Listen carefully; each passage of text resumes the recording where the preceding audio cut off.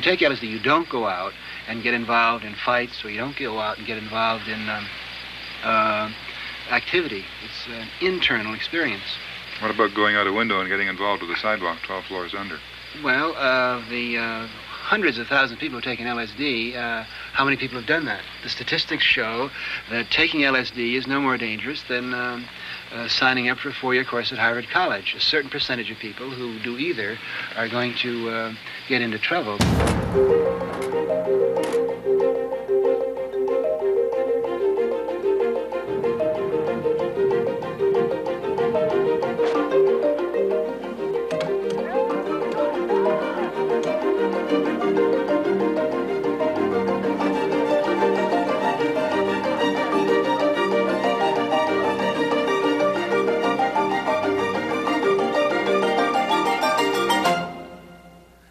Hello, I'm Mark Starovich. Welcome to Documentary CBC. Back in the 1960s, a former Harvard professor stopped giving A's, B's, and C's and started handing out LSD. His name was Timothy Leary, and he was at the center of a controversy in North America over the growing use of psychedelic drugs. Leary ran a research center in New York State where young people took acid while he took notes. The media took notice, including the CBC program Document.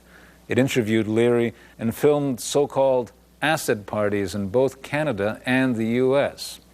From 1966, here is How to Go Out of Your Mind, the LSD Crisis. Well, I'm a psychologist concerned with the treatment of addictions and have, under medical supervision, treated people, supervised treatment of patients under LSD for about 3 years. Originally taken this drug once myself to examine the effects in myself, and over a 3-year period we probably treated about 150 patients. Under carefully supervised conditions, there seems to be no danger at all. The drug can't be controlled. It's odorless, tasteless. There's no way it could be controlled, and who should control it? What authorities understand it well enough to dictate the control? I ended up trying to kill my boyfriend. While you were still under the influence of the drug? Yes. And when you came out of that? I got very upset, but I tried to. And I didn't know what had stirred me to do it. I still don't. But I want to find out why. I want to find out what's there. I had been addicted to heroin for 4 years, and I'm now not, and I attribute that to lysergic acid. My husband and I did it together, and it was a glorious day. The sun, and just everything was perfect. We went to Stanley Park, and I just felt so one, so human and alive again for the first time in years. I was interested in the whole aspect of, as Leary says, consciousness expansion and spiritual awareness, a heightened form of living, I guess. Did you achieve that? Yes, definitely. I've known 2 people who've killed themselves under LSD. You're right out of control of your own, control. Are there acid parties going on in this city right now? Yes. At this very second. I mean, if I said, let's go to an acid party, you could take me to one. I could, but I won't. I'm 18 years old. I've taken LSD about 10 times. And do you intend to take it again? Perhaps. The core of a living human brain cell behaving normally, accepting or rejecting, remembering or forgetting faint impulses reaching it. Then LSD is introduced. In a moment, the faint tendrils will begin to withdraw, perhaps symbolizing the lifting of inhibitions ingrained by the habits of a lifetime. LSD. During the past 20 years, its effects have been widely researched, but it remains a mystery drug. To the despair of many doctors, today turning on or taking a trip, using LSD more or less for kicks, is fashionable.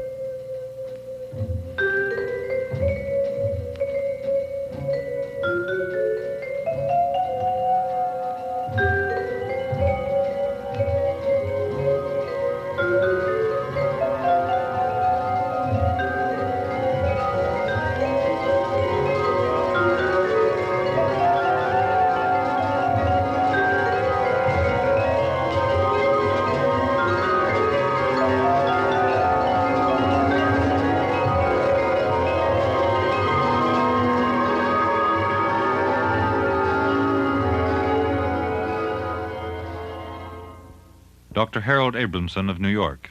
He has published 45 research papers on lysergic acid. LSD has found its greatest dangers, I believe, in the hands of those who are not qualified to use it, namely those who administer it to themselves. When properly qualified physicians use it, I do not consider it a drug that's any more dangerous than any other drug used in medicine, because medical men have their own rules for what is considered good practice in medicine, whereas the people who sell LSD to college students don't have similar cultural restraints, which I think we physicians have. What are these cultural restraints? That a doctor is responsible for what he prescribes. But who is in charge of the person's consciousness, himself or his doctor? I don't think they should be free to choose from a medical point of view, because LSD is a new drug. I think the dangers of using LSD and the confusion that comes to people under LSD and the pseudo-hallucination and the paranoid effects, the depersonalization, the psychotic processing makes it dangerous. If it's taken by the Freedom Group to expand consciousness, many of them end up in the hospital, and suicides have been reported. It did not solve their problems. It really didn't. But does not heightened self-awareness constitute the ordinary means to human progress as such? It may. It isn't necessarily so. You don't need to know to know? You have to be able to use what you know. Which is to say what? Knowledge can be self-destructive, too. But isn't it the person's responsibility to handle the knowledge at his disposal? It's not surely left in the hands of doctors. Well, I don't think it should be left in the hands of doctors alone, because, and it isn't, because the doctors are also regulated by governmental rules.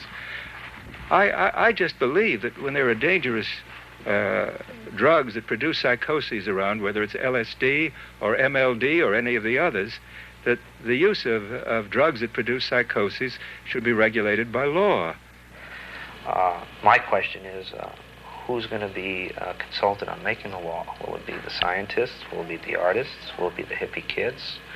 Or will the law be made by somebody who really doesn't know what the chemical is all about? Larry Schiller of Los Angeles, the freelance photographer who spent 4 months photographing the recent Life magazine cover story on LSD. 1 million doses on the black market? Millions kind of calmed down, because I'd say it's more like 15 or 20 million. One of the big pushers in this country called me after seeing the story, and he's not really a pusher. He calls himself a seller, a dealer. Yeah. And he said, Jesus, Larry, he says, I told you I sell 750,000 alone. And he says, it's more like 15 or 20 million. He says, you're going to put me out of business. We can take any, group of these pictures, let's talk what nobody believes is taking place, and this is the black market in this country. Here's a photograph of a small little tablet on the edge of a finger. Well, that's 500 micrograms. This? That's right, this little thing up here. That's the new way it's being distributed in this country. That's enough to give a 15-year-old girl hell.